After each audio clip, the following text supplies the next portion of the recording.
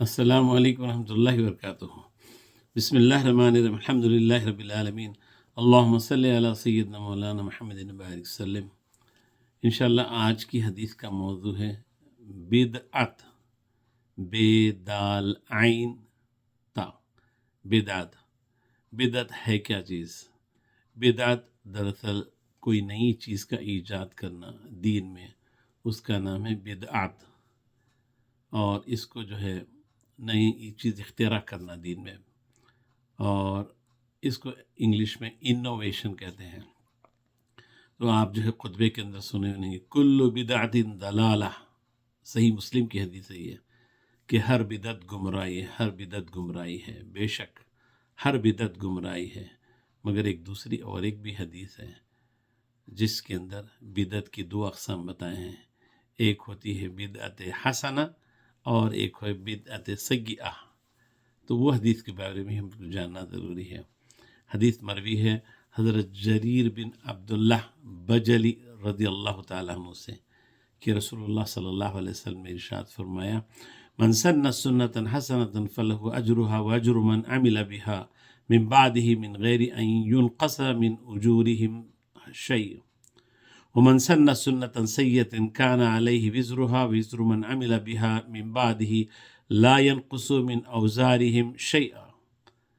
یہ حدیث ہے ابن کثیر کے۔ ترجمہ سنیے حدیث کا، جس شخص نے کوئی اچھا طریقہ جاری کیا تو اس کا بھی ثواب ملے گا، اور جتنی آدمی اس طریقے پر عمل کریں گے ان کا بھی ثواب اس کو ملے گا، بغیر اس کے کہ ان کے عمل کرنے والوں کے ثواب میں کوئی کمی آ جائے۔ کوئی نئی چیز ایجاد کر دی دین میں، اور اس سے جو ہے بہت فائدہ ہو رہا دین کے اندر، تو جتنے لوگ عمل کریں گے اس کا ثواب ان لوگوں کو ہی ملے گا، پلس یہ جو بندہ پہلی مرتبہ جو دین میں ایجاد کیا ہے، جو بدعت کیا ہے، بدعت حسنہ، اس کو بھی اس کا ثواب ملے گا، جس کے ذریعے سے دین میں جو ہے کیا بولتے ہیں پختگی آ رہی، دین میں ترقی والی چیز ہو رہی، دین آسان ہو رہا ہے۔ اور اسی حدیث کا دوسرا ترجمہ جو ہے اس طریقے سے، اور جس نے کوئی برا طریقہ جاری کیا، یعنی بدعت سیئہ جاری کیا، تو اس کا گناہ بھی اس کو ہوگا، اور جتنے بھی آدمی جب تک اس پر برے طریقے پر عمل کرتے رہیں گے اس کا گناہ بھی اس کو ہوتا رہے گا، بغیر اس کے عمل کرنے والے کے گناہوں میں کمی کیے گئے۔ تو معلوم ہوا بدعت دو قسم کی ہیں، ایک ہے بدعت حسنہ اور ایک ہے بدعت سیئہ۔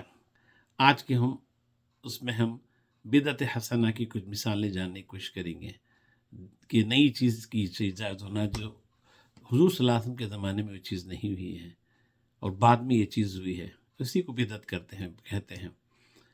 اس کی مثال قرآن مجید کے اندر یہ جو اعراب ہے، یہ زبر، زیر، پیش، جزم، تشبیہ، تشدید، یہ جو واول سائنس ہے، یہ سب حضور صلی اللہ علیہ وسلم کے زمانے میں نہیں ہوئے، بعد کے زمانے میں ہوئے، حجاج بن یوسف کے زمانے میں ہوئے۔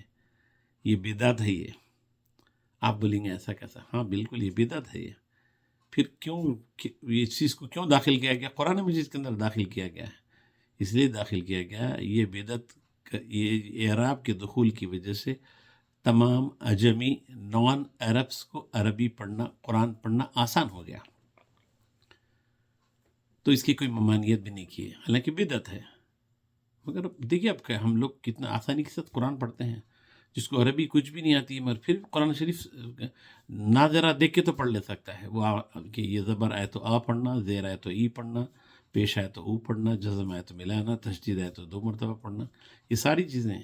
تو یہ بدعت ہے۔ یہ قرآن مجید کے اندر اعراب ہونا ہے سب سے بڑی مثال بدعت حسنہ کی۔ اور کیا چیز ہے؟ یہ جو مسجدوں کے اوپر جو گنبد جو بنایا جاتا ہے، یہ حضور صلی اللہ علیہ وسلم کے زمانے میں نہیں تھا، بعد میں اس کی ایجاد ہوئی ہے۔ وجہ کیا ہے؟ وجہ یہ ہے کہ جب دیکھیں گے جو کیا بولتے ہیں کہ جو گرجا گھر بنائے گئے اس نوعیت پہ، اور عام گھر تھے، تو پھر خدا کے گھر میں اور عام گھروں میں کچھ نہ کچھ فرق محسوس ہونا، تو بعد والے علماء نے، بعد والے فقہاء نے اس کی اجازت دی، چلو خدا کا گھر جب ہوگا، مسجد جب ہوگی، اس کے اوپر ایک گنبد بنا دیا جائے گا، لہذا جو ہے کیا بولتے ہیں یہ بھی بدعت ہے۔ یہ پھر اس کو کوئی ممانعت کیے کہ ممانعت بھی نہیں کرے کہ جو ہے کوئی مسجد کے اوپر ایسا گنبد نہیں بنانا، سب جگہ بناتے ہیں، یہ بدعت ہے۔ اور اس کی اور ایک مثال دیکھیے، یہ جو مسجد کے اندر مسجد میں جو ہم جماعت کے لیے ٹائمنگز فکس کرتے ہیں، فجر اتنے بجے، ظہر اتنے بجے، عصر اتنے بجے، عشاء اتنے بجے، یہ سب ٹائمنگز فکس کر کے اس کے حساب سے نماز پڑھتے ہیں، یہ بھی بدعت ہے۔ یہ حضور صلی اللہ علیہ وسلم کے زمانے میں ٹائمنگ فکس کر کے نماز پڑھنا نہیں تھا، وقت ہو گیا بس پڑھ لینا، ختم۔ اب کیا کر دی، ایک ٹائم فکس کر دی، اس حساب سے آنا، ایک ڈسپلن والی چیز آ گئی، تو یہ بدعت حسنہ ہے۔ تو اس قسم کی بدعت کی اجازت ہے۔ انشاءاللہ تعالیٰ بعد میں ہم بدعت سیئہ کے بارے میں بھی جاننے کی کوشش کریں گے۔ السلام علیکم ورحمۃ اللہ وبرکاتہ۔